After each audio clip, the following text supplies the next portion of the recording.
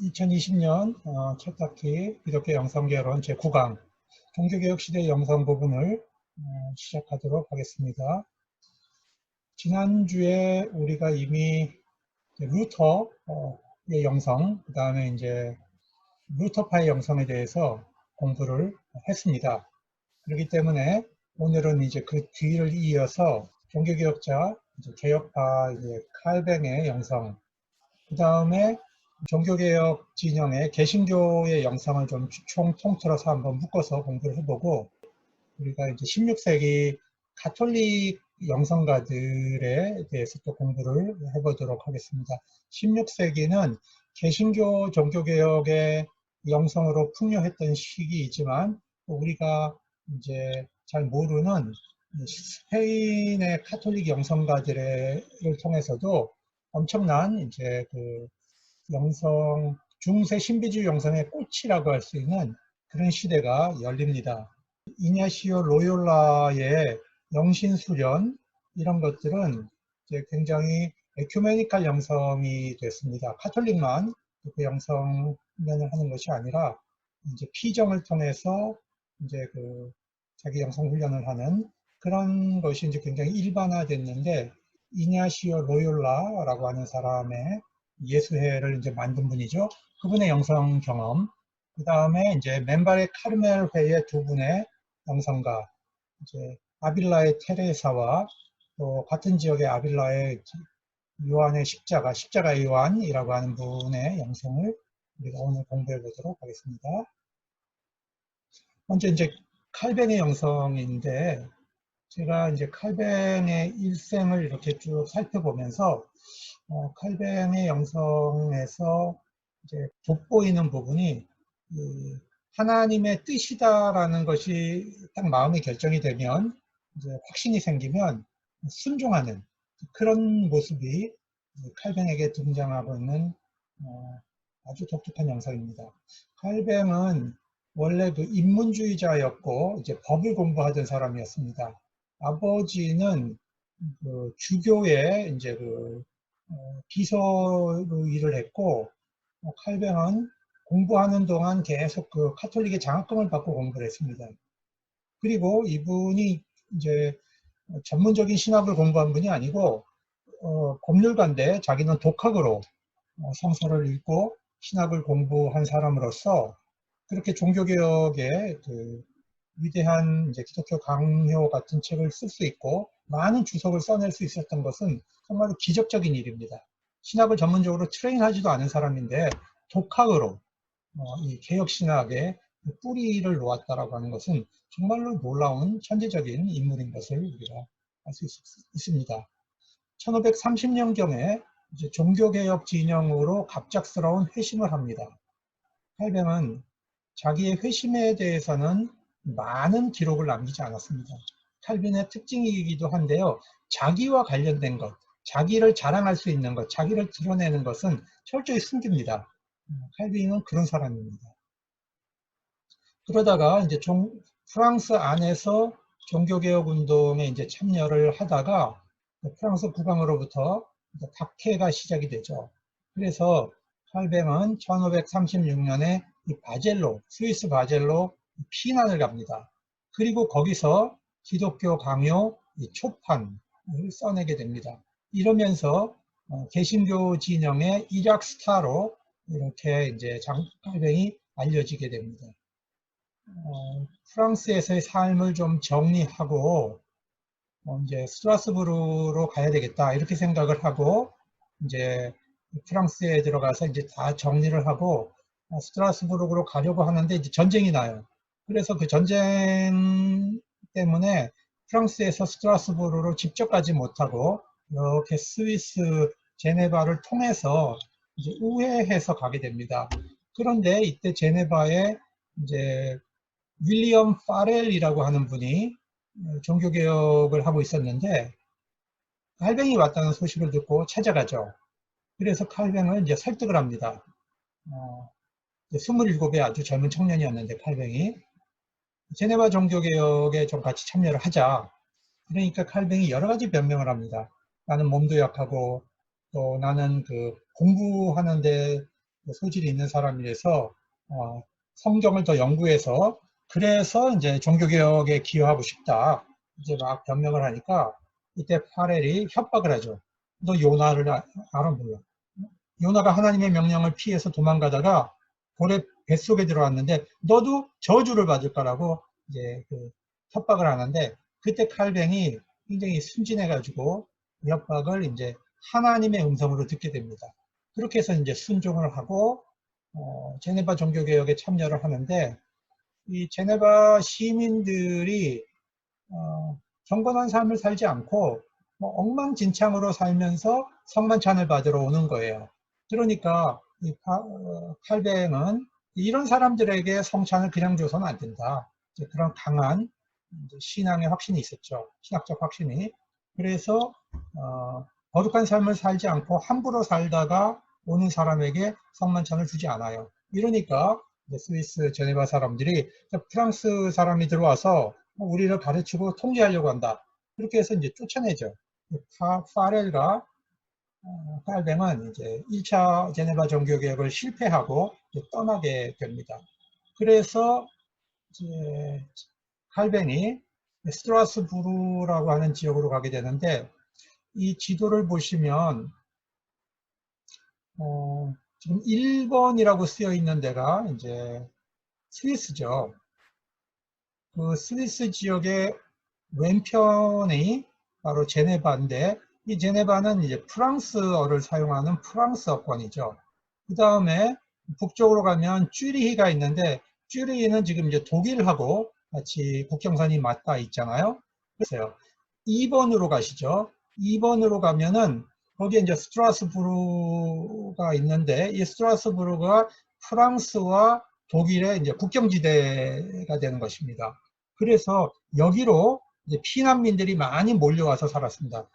프랑스에서 박해받고 있었던 사람들이 이 당시는 이제 독일 땅이었기 때문에 그곳에서 이제 피난처를 찾았죠. 그런데 이 스트라스부르크에서 목회를 하던 사람이 이제 마르틴 부처라고 하는 사람이었는데 마르틴 부처가 종교개혁을 하는 것을 이제 칼뱅이 도우면서 거기서 목회를 통해서 많은 신학적인 것을 배우게 됩니다. 그리고 이제 프랑스 피난민들을 이제 보살피는 목회 활동을 3년 하면서 여기서 이제 굉장히 중요한 교회 목회의 신학을 스트라스부르크에서 이제 배우게 됩니다.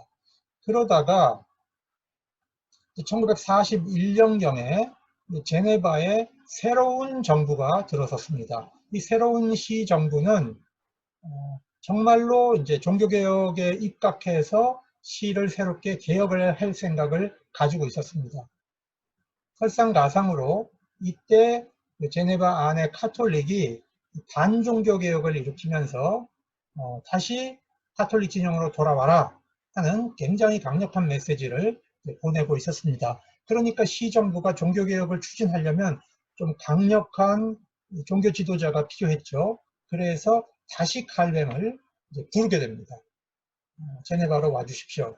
이때 이제 칼뱅의 기록에 의하면 제네바로 돌아가는 것이 정말로 죽기보다 싫었다라고 할 정도로 제네바에 대한 기억이 좋지 않았습니다.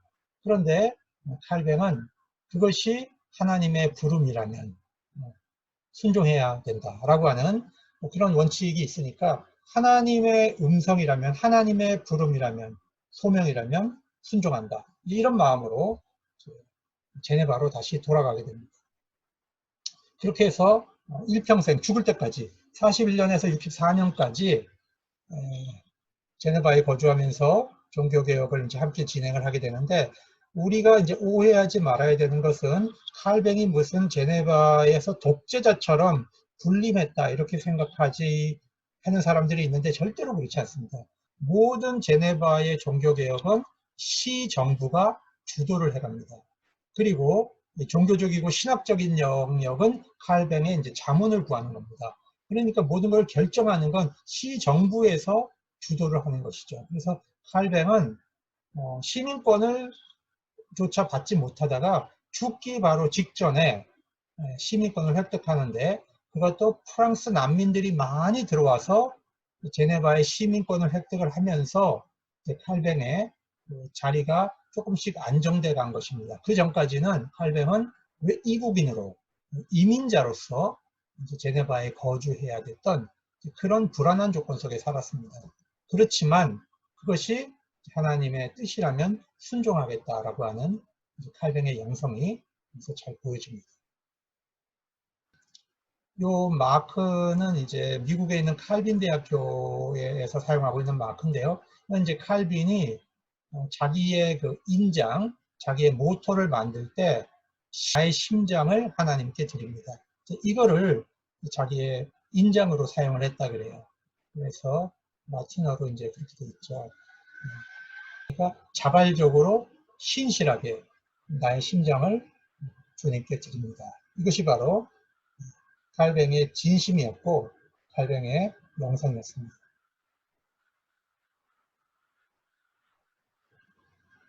두 번째로 칼뱅의 영성의 중요한 특징은 하나님의 영광을 위해서 산다라고 하는 것이죠. 인간의 제1되는 목적이 무엇이냐? 그 요리문답에서 하나님께 영광 돌리는 삶을 살고 하나님을 영원토록 즐거워하는 것이다. 그런 표현이 있습니다. 그런데 우리가 하나님께 영광 돌린다라고 하는 것은 많이 들었지만 하나님을 즐거워한다고 하는 것이 인생의 목적이라고 하는 것은 우리가 잘 기억을 못하고 있는 것 같습니다.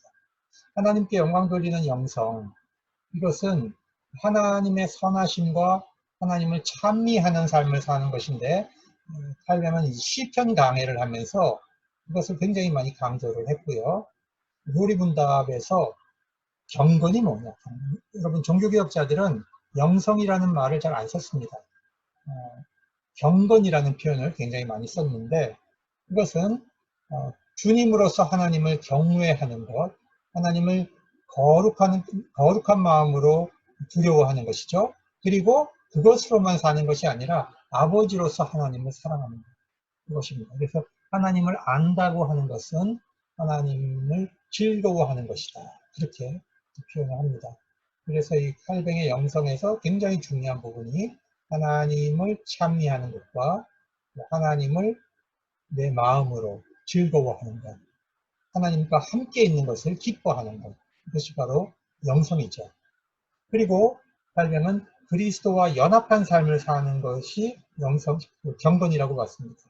머리 대신 그리스도와 교회가 연합을 하는 것이고 그리스도를 옷 입고 예 몸에 신비적으로 연합하는 것, 이것이 바로 경건의 기초입니다.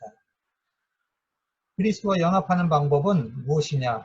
주로 이제 중세 가톨릭 영성에서는 관상 기도를 하고 또 이제 신비적으로 하나님을 만나려고 하고 하는 그런 삶을 살았죠. 근데 종교개혁자들은 그것을 그렇게 중요하게 여기지 않았습니다. 종교개혁자들은 일상의 삶, 이 세속적인 삶 속에서 그리스도와 연합하는 것을 더 중요하게 여겼습니다. 그러면 어떻게 연합을 합니까? 바로 말씀과 성례입니다. 말씀과 성례를 통해서 연합을 하는데 말씀은 바로 예수 그리스도가 임재하죠. 말씀 자체가 그리스도가 말씀이기 때문에 그리스도의 임재입니다. 그리고 세례는 그리스도의 몸에 우리가 언약의 끈으로 연합하는 것이고요. 성찬은 그리스도의 몸의 생명을 우리에게 주는 살이다, 그렇게 했습니다.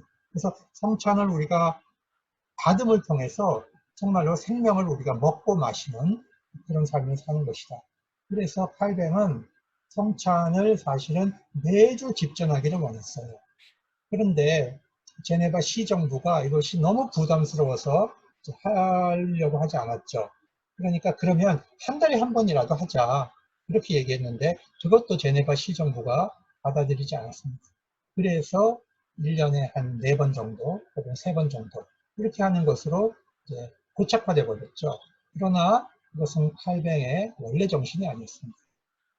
칼뱅은 성령의 사역을 통해 그리스도와 연합하는 것을 통해서 점진적으로 우리 영적인 성장이 일어난다, 이렇게 보았기 때문에 말씀과 성례를 굉장히 중요하게 여긴 것입니다. 그런데 이것이 이제 훗날 청교도를 거치고 미국에서 이제 부흥운동을 거치면서 성례가 개신교에서 사라지고 말씀만 강조하는 그런 조금은 이제 변형된 형태의 개신교가 발전되게 됐죠. 그러나 칼빈에게 있어서 절대로 성찬이 가볍게 여겨지지 않았습니다. 세 번째로 칼빈의 영성은 언약의 실체에 속해서 사는 것입니다. 즉 교회 공동체와 함께 사는 겁니다. 교회는 영의 생명을 탄생시키는 것이고 어머니처럼 성장하는 동안에 저주로 양육을 하는 역할이 바로 교회입니다. 그래서 교회를 어머니로 가지고 있지 않은 사람은 하나님을 아버지로 섬길 수 없다. 이런 말을 합니다. 그렇게 교회 공동체가 영성에서 중요한 것입니다. 우리 기독교인의 생명은 공동체적인 것입니다. 하나님께서 우리에게 주신 언약, 하나님의 이 말씀은 모든 성도들이 소유하고 있는 공동의 본성이죠. 그래서 개인 경건도 중요하지만 공동체를 통해서 힘과 교정을 받는 것, 예배가 굉장히 중요하게 다루어집니다. 또한 개인의 내면적 경건도 중요하지만 그리스도의 주권, 그리스도의 주권이 굉장히 중요한데요. 개혁 전통에서는 하나님의 주권이 우리 사회 윤리적으로 이 사회적 삶 속에서 실천되는 것, 이것이 칼빈은 굉장히 중요합니다. 그래서 제네바 시를 어떤 의미에서 하나님의 주권이 적용되는 도시로 만들려고 하는 그런 이제 비전을 가지고 있었습니다. 우리가 개인적으로 회심을 하고 성화하는 목적이 한 개인이 완성되는 데 있지 않아요. 칼뱅에게 있어서 우리가 회심을 하고 성화되는 목적은 바로 그리스도와 이웃을 향해 가게 되어 있습니다. 우리의 영성이. 그래서 자기에게만 집착하고 몰두하는 영성은 그것은 굉장히 잘못된, 왜곡된 영성이라고 할 수가 있겠습니다. 그리고 칼뱅은 굉장히 에큐메니컬한 영성을 가지고 있었습니다. 이분은 자기가 교회를 하나 되게 할 수가 있다면 10개의 강, 수십 개의 육지라도 내가 건너겠다라고 할 정도로 교회가 연합하고 일치하는데 굉장히 이제 중요한 헌신성을 보였습니다. 그래서 제네바에 거주하면서도 끊임없이 카톨릭 주교들, 루터교, 그다음에 제세례파, 심지어는 성공회하고도 편지 교환을 하면서 계속적으로 대화를 나누었습니다. 우리 학생 중에 한 분은 교회가 그리스도의 몸인 건 알겠는데 반드시 교회가 일치되어야 됩니까? 그렇게 질문을 했는데 그 질문의 이제 뉘앙스가 뭔지는 알겠어요. 그게 뭐냐면 교회는 하나의 교파로 만들 필요는 없습니다. 교회를 반드시 하나의 교단, 하나의 교파로 만드는 것은 부적절합니다. 왜냐하면 그리스도의 몸에는 지체가 다양하기 때문에 교회는 다양성이 있어요. 그러나 그 다양성을 가지고 있다고 해서 교회의 몸, 그리스도의 몸이라고 하는 통일성을 잃어버리면 안 됩니다. 그래서 에큐메니칼 영성은 다양성 속에 통일성을 지향하는 것입니다. 우리가 그리스도의 몸으로서 공통적으로 가지고 있는 걸 서로 인정하고 형제와 자매라고 하는 것을 교회들이 서로 인정하는 것, 함께 예배드리고 함께 성만찬을 나누는 것, 서로에 대해서 존중하는 것, 다른 교회의 교인들의 권리를 굉장히 존중하는 것, 이런 것들이 전부 에큐메니칼 영성입니다. 하나의 교파를 만드는 것이 에큐메니컬이 아니라는 뜻입니다. 그래서 여러분들이 오해를 하지 않았으면 좋겠습니다. 그래서 칼뱅은 사도신경에 나와 있는 거룩한 공교회와 성도의 교제라고 하는 것이 바로 하나님께서 우리에게 그리스도의 몸에 속해 있다고 하는 것을 알려주시는 굉장히 중요한 가르침이다. 이렇게 강조합니다. 칼뱅 바로 전시대에 루터와 츠빙글리 사이가 굉장히 안 좋았습니다. 루터파와 츠빙글리가 거의 원수가 되어버렸는데 칼뱅은 그 사이에서 루터파와 츠빙글리를 중재하려고 굉장히 애를 썼습니다. 근데 루터의 후 제2세대, 츠빙글리의 2세대 불린거, 여전히 그게 사이가 안 좋았어요. 그래서 칼뱅이 교회를 하나로 이제 통합해 가는 과정, 이제 신앙 고백을 만드는 거죠. 신앙 고백을 만드는 과정에서 결국엔 루터파는 개혁파와 함께 하지 않습니다. 그래서 어쩔 수 없이 칼뱅은 불어를 사용하는 스위스의 개혁파와 독일어를 사용하는 개혁파를 하나로 묶어서 스위스 신조를 발표하게 됩니다. 블링거와 칼뱅이 스위스 신조를 발표해서 하나로 묶죠. 그리고 독일에 있는 하이델베르크 지역까지도 다 묶어냅니다. 이렇게 해서 개혁파 전체를 하나의 교회로 묶어내는 작업을 칼뱅이 합니다. 칼뱅에게 있어서 또 중요한 영성이 이제 사회개혁의 영성입니다. 이 개혁교회 전통은 율법의 제3사형을 강조하잖아요. 그러니까 지난주에도 우리가 배웠지만 루터는 율법과 복음이 하나님의 말씀이라고 하는 것을 강조했죠. 율법을 통해서 죄를 발견하고 공격을 받고 영적인 그 고통 이런 걸 다 겪고 내가 어쩔 수 없는 죄인이라는 것을 알고 거기서 하늘에 나타난 하나님의 의를 발견할 때 정말로 이 은혜가 뭔지를 이제 발견하게 되는 거죠. 이게 바로 루터가 갔던 길이죠. 율법의 공격을 받아서 복음으로 가는 이 길이었습니다. 그런데 칼뱅은 루터가 왔던 길을 따르지 않고 더 발전시켜서 복음으로 하나님의 사람이 되고 새 사람이 되고 중생을 체험했으면 그때부터는 율법이 성화의 길을 가는 하나의 길잡이가 되어준다 이렇게 본 겁니다. 그래서 그거를 율법의 제3사용이라고 합니다.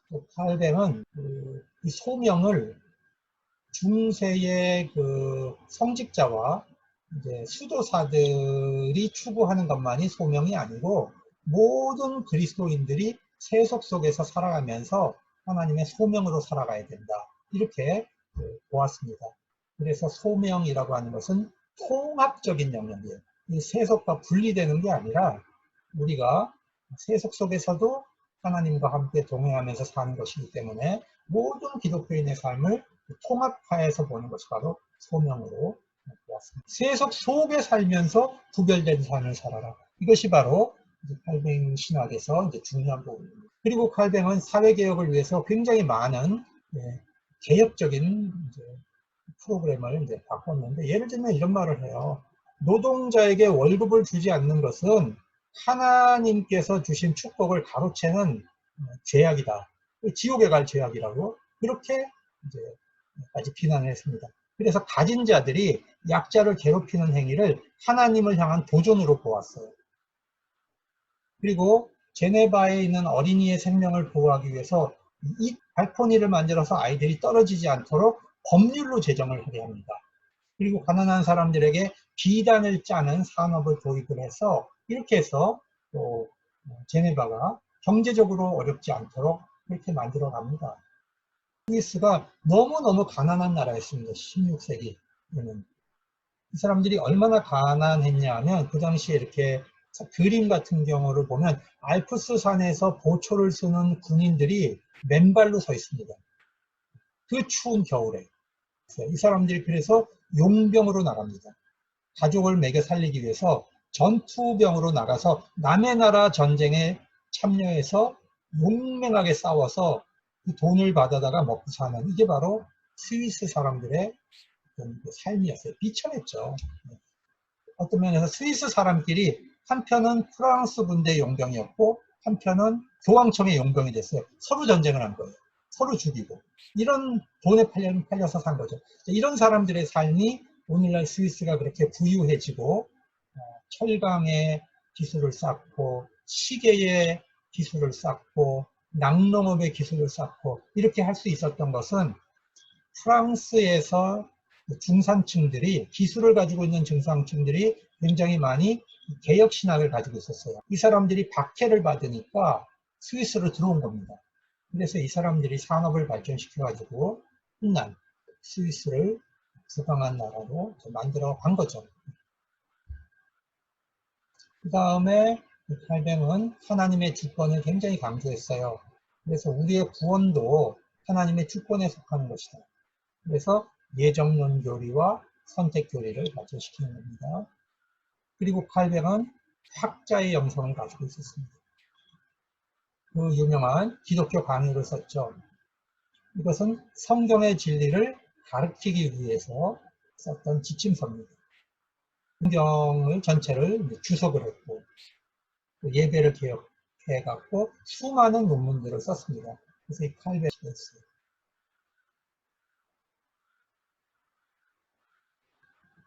자, 그러면 이 칼뱅에서 시작된 이 개혁교회가 어디로 들어갑니까? 자, 우리가 이제 개혁주의 영성을 보겠는데, 우리가 개혁주의라고 하는 말은 이 어떤 뜻이냐 하면, 스위스 종교개혁자였던 찌빙글리, 블링거, 칼뱅, 이 사람들의 후계자들의 신학사상과 개혁을 묶어서 우리가 개혁주의라고 얘기합니다. 그러니까 개혁주의 안에는 칼뱅의 사상만이 있는 게 아니고, 다른 스위스 종교개혁자들의 사상도 같이 들어있는 겁니다. 근데 우리가 일반적으로 이걸 그냥 부를 때는 이제 켈빈주의, 칼뱅주의 이런 식으로 묶어서 부르는 거죠. 자, 이 사상이 어디로 확대됩니까? 영국의 청교도로 들어갑니다. 그 다음에 스코틀랜드 장로교가 성립이 되죠. 네덜란드에서의 칼뱅주의는 이제 스페인으로부터 독립전쟁을 하면서 칼뱅주의가 네덜란드의 뿌리 박히죠. 프랑스에는 이제 위그노가 칼뱅 개혁주의를 전통합니다. 미국의 조나단 에드워드라든지 뉴잉글랜드의 청교도, 북프린스턴 학파 이런 사람들을 우리가 개혁주의 전통에 서 있다. 우리가 이렇게 말을 합니다. 개혁주의는 이제 개혁주의 신학과 영성은 뭘 강조하나 봅시다. 루터파는 주로 내재성을 굉장히 많이 강조했죠. 십자가에 달리신 하나님, 예수님의 성육신, 낮아지시는 예수님, 이거를 굉장히 영성 모델로 삼죠. 그런데 개혁주의는 하나님의 주권을 강조하다 보니까 하나님의 높아지심, 하나님의 초월성, 이 부분을 굉장히 강조합니다. 그리고 개혁주의는 원래 이제 로마 가톨릭이 가지고 있었던 대중적 신심 운동, 고해성사, 성자들의 유물, 마리아 숭배, 금욕주의, 신비주의 이런 것에 대한 이제 반발로 사실은 개혁주의가 발전을 했죠. 그리고 개혁주의 안에는 굉장히 이제 복음주의적 전통으로 이어지는 것이 있습니다. 이것은 은혜와 회심을 강조한 것, 회개와 구원을 강조한 것, 이신칭의를 강조한 것, 또 개혁교회는 이제 영적 훈련을 강조해요. 성화, 율법의 제3사형. 그러다 보니까 뭐가 발전합니까? 치리회가 발전하죠. 당회, 노회, 이런 총회 이런 게 다 치리회인데, 치리회는 사람을 벌주는 것이 아니고요. 우리 영적 훈련을 강화하기 위해서 치리회가 생겼어요. 철로협정, 존 버년의 철로협정에 보면 개혁주의는 영적 투쟁을 굉장히 기꺼이 받아들이고, 그 다음에 하나님 앞에 즐거운 순종을 하는. 아까도 얘기했지만 이제 말씀, 세례, 말씀, 성례, 기도 이런 것이 굉장히 중요하고, 지성을 굉장히 중요하게 여기죠. 교리 공부, 영적인 독서, 예배도 이해 가능한 예배를 좋아합니다. 굉장히 간단하면서도 이해 가능한 영성, 이것을 이제 강조하죠. 그래서 찬송도 시편 찬송을 이제 불렀고요. 단음으로 불렀어요. 단음. 그 다음에 이제 조직 시작할 때 우리가 이제 구원의 서정이라는 거를 배우죠. 일종의 이제 기독교인들이 구원받고 성화되는 과정이 어떤 것인가 이렇게 쭉 얘기를 하는 건데, 이건 사실 시간적으로 이렇다는 것보다는 이제 논리적으로 볼 때 이렇게 가더라, 그런 걸 설명하는 거예요. 예정, 선택, 하나님의 예정이 있으셨고 선택이 있고 소명을 주시고, 그 다음에 그리스도인들이 중생한 다음에 신앙, 칭의, 그 다음에 양자됨, 성화, 견인, 영화에 이르는 이런 삶을 그리스도인들이 살게 된다. 굉장히 이제 로직을 쓰죠. 이제 알리스터 맥그라스라고 하는 영국 옥스퍼드의 신학자인데요.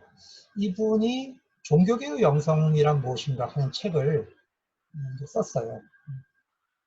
책의 내용을 제가 이제 좀 요약 정리를 해서 루터의 영성, 그 다음에 칼뱅의 영성, 루터파 영성, 그 다음에 이제 개혁교 영성, 이 부분을 다 묶어서 한번 이제 종합하는 그런 시간을 갖도록 하겠습니다.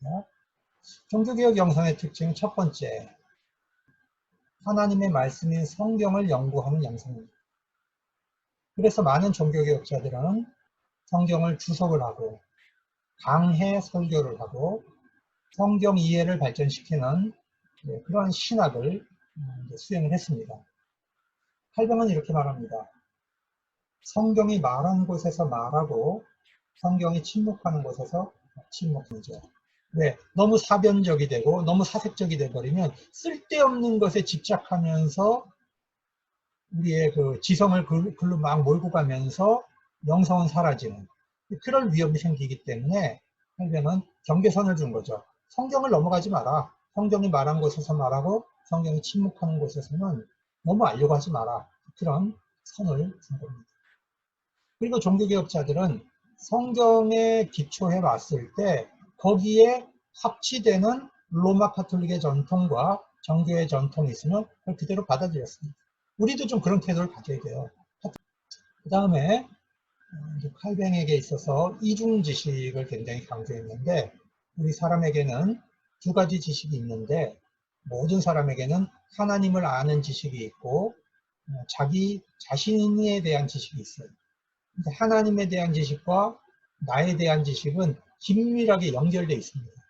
그래서 내가 누구인지 알려면 하나님이 누구신지를 반드시 알아야지만 내가 누군지 알 수 있고 내가 누군지 알아야 또 하나님이 누구신지 알게 된다고 얘기합니다.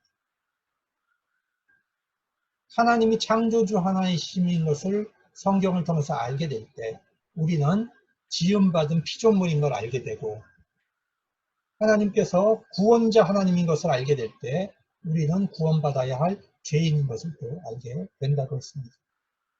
우리는 말씀과 예배를 통해서 하나님을 알아갑니다. 그리고 그 하나님을 아는 지식은 우리 자신을 바꾸어가는 힘이 됩니다.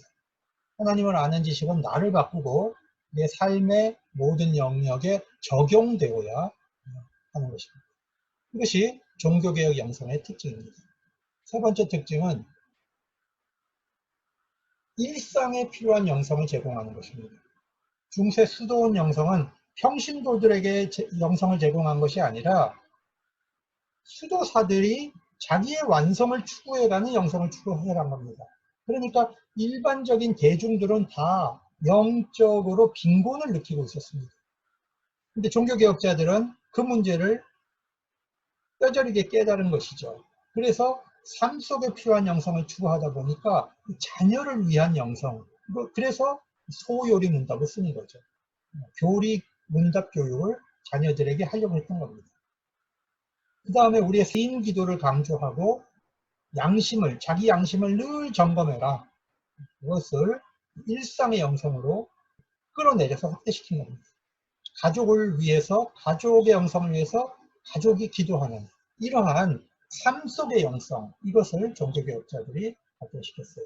네 번째로 모든 신자가 받은 소명은 바로 그것이 거룩하다는 것입니다. 수도원으로 들어가는 소명이 아니라 자기가 살고 있는 세계 속에서 부름을 받는 것입니다. 그래서 전문 직종, 노동을 하는 것, 경제와 문화생활을 하는 속에서 청지기적인 영성으로 살아가도록 하는 것이 바로 종교개혁의 특징이죠. 그래서 평신도들이 성경을 읽어야 하고 경건에 함양하는 교육을 받아야 됩니다. 이것은 중세 때까지는 그 영적인 삶은 바로 특별한 사람들이 하는 거예요. 수도사들, 그 다음에 사제들. 그러나 종교개혁자들은 모든 성도들이 하나님 앞에 부름받은 제사장이기 때문에 우리 세속적 삶 속에서 영성을 성장시켜 가야 된다는 것이 바로 혁명적인 영성의 변화를 가져온 것입니다. 이것이 16세기 종교개혁 영성에서 어쩌면 가장 중요한 부분입니다. 그 다음에 종교개혁자들은 신앙의 원천으로 돌아가려고 했습니다. 아드 폰테스라고 하는 것입니다. 셈으로 성경과 신약의 초대교회로 돌아가서 그것을 16세기와 지평융합을 시킨 거죠. 그러니까 이것은 창조적이면서도 동시에 기존의 아니란 삶을 살고 있는 것에 대해서 비판을 하는 겁니다. 그것이 우리가 성경을 읽고 초대교회 영성을 공부하는 것은 무엇입니까? 우리가 살고 있는 이 시대와 그 성경과 초대교회를 지평융합을 시켜가지고 우리 시대를 뒤바꿔내는 힘을 찾아내는 것이 바로 원천으로 돌아가는 것이 이게 종교개혁 정신입니다. 그래서 에클레시아 레포르만타 셈페르 레포르만다, 이것은 뭐냐면 개혁된 교회는 항상 개혁되어야 한다는 뜻이에요. 그러니까 Reformed Church는 항상 Reforming Church여야 한다는 뜻입니다. 이것이 루터는 어디로 돌아가려고 했습니까? 십자가에 못 박힌 그리스도에게로 돌아가려고 했습니다. 지빙글리는 초기 신앙 공동체의 윤리와 종교로 초대교회의 모습으로 돌아가려고 했습니다. 칼뱅은 사도시대의 교회를 제네바 시 안에서 재창출해 보려는 그런 비전을 가진 것입니다. 그래서 모든 종교개혁자들은 원천으로 돌아가고, 우리가 오늘날에도 이 정신을 우리의 삶 속에 좀 잘 적용을 해 봐야 됩니다. 우리가 항상 매너리즘에 빠지고 안주해 있고 정체해 있는데 원천으로 돌아가는 그 정신을 늘 가져야 됩니다. 버려야죠. 내가 지금 붙들고 있는 걸 자꾸 버려야, 비워야 원천으로 돌아갈 수가 있는 것입니다. 여섯 번째로 신앙을 이해하는 폭을 굉장히 넓혔어요. 그러니까 완벽한 신앙을 우리는 가질 수 없어요. 그러니까 늘 불안하고 늘 불안정하고 확신이 없는 삶을 사람들이 살아오게 되죠. 그러니까 무엇을 기대합니까? 중세 때는 그래서 성자의 유고를 모으려고 하고 성질을 순례하려고 하고 뭔가를 손에 붙잡는 걸 자꾸 찾으려고 한 거예요. 그런데 종교개혁자들은 그런 거 눈에 보이는 것, 손에 닿는 것을 붙잡지 말고 비록 부족한 믿음이지만 너희의 믿음 없는 것을 싸우라는 거예요. 우리의 믿음 없음을 도와주소서. 칼뱅은 그 성경 구절을 굉장히 좋아합니다. 귀신 들린 아이의 아버지가 아이를 데리고 와서 얘기하잖아요. 그죠? 주여, 우리의 믿음 없음을 도와주소서. 그 기도를 하라는 거예요. 비록 우리가 부족한 믿음을 가졌지만 불안해하지 말고 하나님 안에서 안식처를 찾고 우리의 믿음 없음과 싸워라. 중세적 의미로 보면 우리의 부족함이 발견되면 끊임없이 노력해서 완전으로 다가가야 되는 거죠. 종교개혁 영성은 그런 게 아니에요. 우리 안에 부족함이 발견돼요. 그래도 확신을 갖고 하나님 안에서 안식을 가지라는 거예요. 그래서 루터는 신앙의 본질을 이렇게 정의합니다. 하나님의 인격을 신뢰하는 것이다. 하나님이 신실하신 하나님이랍니다. 신뢰하는 것이다. 두 번째, 하나님의 약속을 믿고 나를 그냥 맡기는 거예요. 하나님을 완전히 신뢰하고 자기를 의탁하는 거죠. 그리고 세 번째로 신앙은 믿음이 우리 그리스도인과 그리스도를 연합시켜 준다고 하는 거예요. 이걸 믿는 거예요. 믿음이 뭐냐? 믿음이. 여러분 기억을 잘 하세요. 성도들이 믿음이 뭐냐고 물어올 때 여러분은 뭐라고 대답하실 거예요? 우리가 지성에 근거한 신앙은요, 결국 의심과 염려로 갈 수밖에 없어요. 그러나 하나님의 약속을 붙들고 나를 맡길 때 거기서 영성이 나온다는 것이죠. 루터가 이렇게 말합니다. 왜 우리의 신학이 분명한가? 그것은, 믿음은 우리 자신들로부터 우리를 붙잡아 끌어내려서 우리 자신의 밖에 놓는 것. 저는 이거 굉장히 좋아해요. 우리의 믿음은 나 중심적으로 사는 나를 끄집어내서 내 바깥에다가 갖다 놓는 거죠. 그래서 우리는 우리의 능력, 우리의 의식, 우리의 양심, 우리의 경험, 우리의 인격, 우리의 말을 의지하지 않고 우리 밖에 있는 것, 즉 속이지 않는 하나님의 약속과 진리를 의지하게 합니다. 영성에서 굉장히 중요한 부분인데 자기 안에 빠져 있는 사람, 이게 나르시즘이잖아요. 자기 안에 빠져서 거기서 뱅뱅뱅뱅 도는 사람은 절대로 영적으로 성장하지 못해요. 그러니까 영성적이 된다는 건 뭐냐면 나를 나로부터 분리시켜서 내 중심을 나로부터 분리시켜서 나를 객관적으로 보는 거예요. 내 바깥에서 나를 봐야 그래야 내가 보여요. 버스 안에 있는 사람은 절대로 버스를 밀 수가 없죠. 버스 밖으로 우리가 나와야 버스를 밀 수가 있는 것이죠. 그리고 종교개혁자들은 은혜를 발견했어요. 로마 카톨릭에서는 은혜가 어떤 거였습니까? 7개의 성례를 통해서 우리에게 주입되는 거였죠. 그럼 기계적인 것이었습니다. 그런데 종교개혁자들에게서는 은혜가 그런 게 아니에요. 은혜는 뭐냐면 루터는 죄인을 사랑하시는 하나님의 의, 이게 은혜입니다. 찌빙글리는 흑사병에 걸려서 죽어가다가 살았어요. 그런 경험이 있어요. 그러니까 찌빙글리에게 은혜는 생명이 보존되는 것, 이게 하나님의 은혜였어요. 칼뱅은 그 전에 자기가 세상을 섬기고 살았는데 자기를 돌이키셔서 하나님을 섬기게 하신 것, 이게 은혜였어요. 여러분, 우리 각자가 우리가 받은 바 은혜가 다 다르잖아요.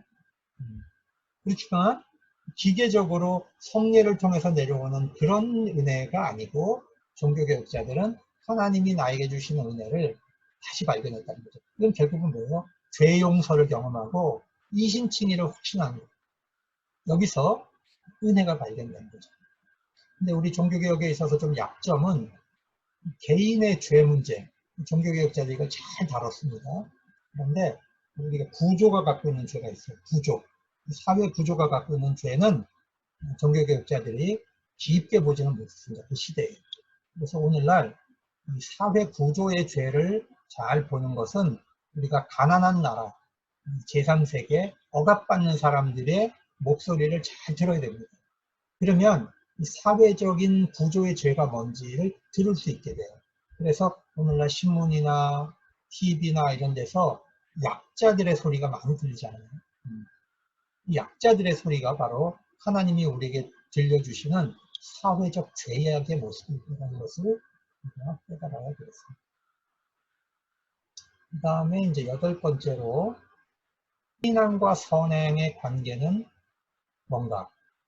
중세 때는 하나님의 은총과 인간편에서의 그 공로를 통해서 은총과 공로의 합동구원론, 이런 것이 이제 형성이 되어 있었는데, 그러면 종교개혁자들은 인간의 공로로는 구원받을 수가 없다는 것이 분명히 하게 했잖아요. 그러면 선행은 뭔가 도대체? 그랬을 때 이제 루터의 모델과 칼뱅의 모델이 이제 구분이 되는데, 루터는 뿌리 모델을 얘기해요. 우리가 믿음으로 은총으로 구원을 받으면 그것이 바로 뿌리고, 그러면 우리의 삶이 선으로 열매가 맺혀진다. 그렇게 설명한 거죠. 뿌리가 있으면 열매가 나온다. 그런데 칼뱅에게 있어서는 그리스도와 우리가 이제 연합이 되잖아요. 연합이 되면 칭의도 일어나지만 칭의, 성화도 일어난다고 보는 거죠. 이게 연합 모델이죠. 그러니까 이걸 이중은총이라고 하는데, 예수 그리스도와 연합이 되면 그냥 칭의만 생기는 것이 아니라 성화도 일어나는 거예요. 그렇기 때문에 칭의와 성화가 분리될 수 없다고 보는 거죠. 이것이 이제 개혁주의에서 굉장히 중요한데, 오늘날 한국 장로교회가 이렇게 영성을 설명하고 있느냐. 구원받고 칭의가 일어났을 때 그 열매가 이제 따라온다고 얘기하거나, 아니면 칭의와 성화가 분리될 수 없는 동시적인 것이라는 이중은총이라고 하는 것을 우리가 이해하고 있느냐. 이걸 바르게 이해해야 이 구원파의 문제가 해결될 수 있어요. 종교개혁자들은 강력한 신앙훈련을 했어요. 구원을 받은 다음에 우리가 훈련으로 연결이 됩니다. 지성적인 훈련도 하지만 도덕적으로도 지성과 도덕이 다 정결하게 살도록 훈련받는 것이 종교개혁 영성입니다. 네. 루터파 영주 지역에 사는 루터 교인들은 박해를 받지 않습니다. 그런데 개혁파는 어떻습니까? 개혁파는 프랑스의 위그노 박해를 받죠. 헝가리 카톨릭의 박해를 받습니다. 네덜란드, 스페인의 박해를 받습니다. 스코틀랜드, 영국의 청교도들 다 박해를 받았잖아요. 그러니까 개혁파들이 살아남으려면 뭐가 필요했어요? 신앙의 훈련, 영성 훈련이 없으면 개혁파는 생존이 불가능했습니다. 루터파와 굉장히 달라요. 그래서 개혁파의 생존의 힘은 바로 영성 훈련이었던 것입니다. 그 다음에 종교개혁이 가져온 10번째의 영성의 변화는 노동에 대한 이해를 바꾸어 놓았습니다. 과거에는 노동은 어떤 것이었습니까? 먹고 살기 위해서 보수를 받기 위해서 일하는 게 여러분 노동이에요. 그리고 힘있고 부자, 가진 귀족들은 노동하지 않습니다. 노동은 누구의 것입니까? 낮은 계층의 사람의 일입니다. 그런데 신앙인에게 노동은 다른 것입니다. 종교개혁자들은 모든 그리스도인들은 하나님의 영광을 위해서 노동하는 것이지 보수만을 위해서 노동하는 것이 아닙니다. 그리고 그 노동을 통해서 많은 이웃들에게 봉사하는 공동의 선을 나타내는 것입니다. 그것을 통해서 인간은 하나님이 주신 우리의 창조성을 표현하게 되어 있습니다. 그래서 여러분 우리가 교회에 섬길 때도 그것이 정말 보수만을 위한 일이라면 종교개혁적 영성으로 살지 않는 것입니다. 우리 안에는 사명이 있고 사명을 위해 일하는 것이고 그것은 하나님의 영광과 이웃을 섬기고 하나님 안에서 나의 창조성을 실현해가는 것, 이것이 결합되어 있을 때 우리의 노동이 축복이 되는 것입니다. 그리고 종교개혁자들의 영성은 세속 속으로 들어가는 것입니다. 우리가 이제 그 새로운 경건운동 15세기에 있었죠.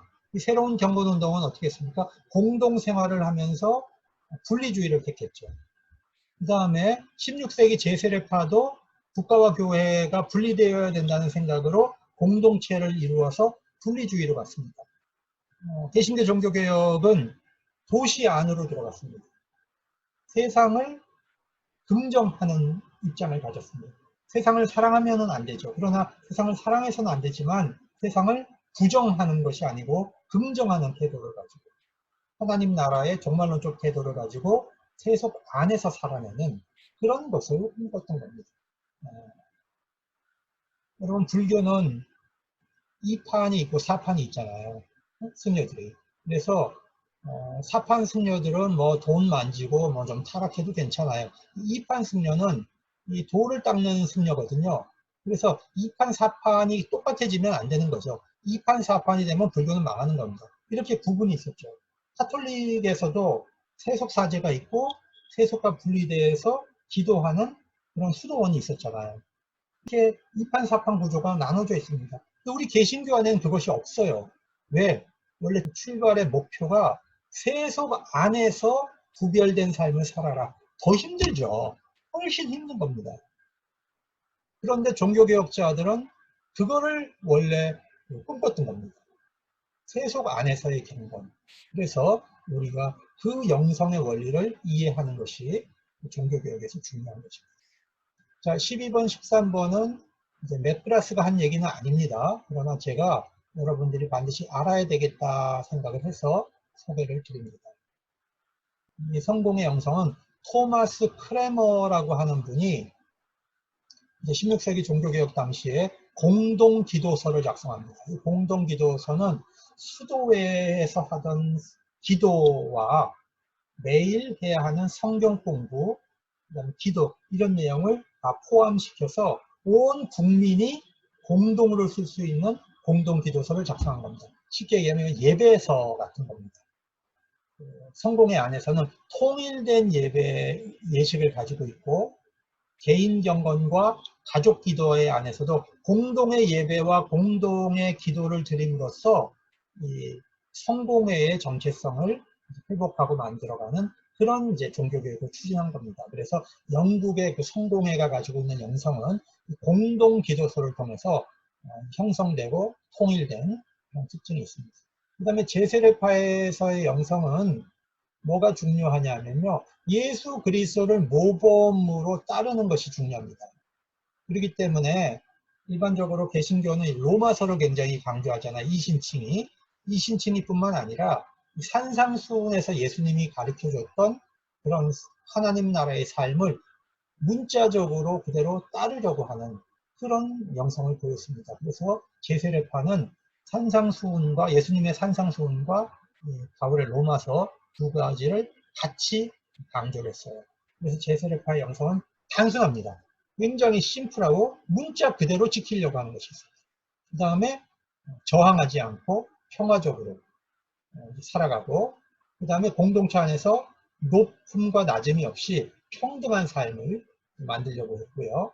그 다음에 국가가 종교를 간섭하는 것을 반대했기 때문에 정교 분리 원칙을 굉장히 강하게 가지고 있었습니다.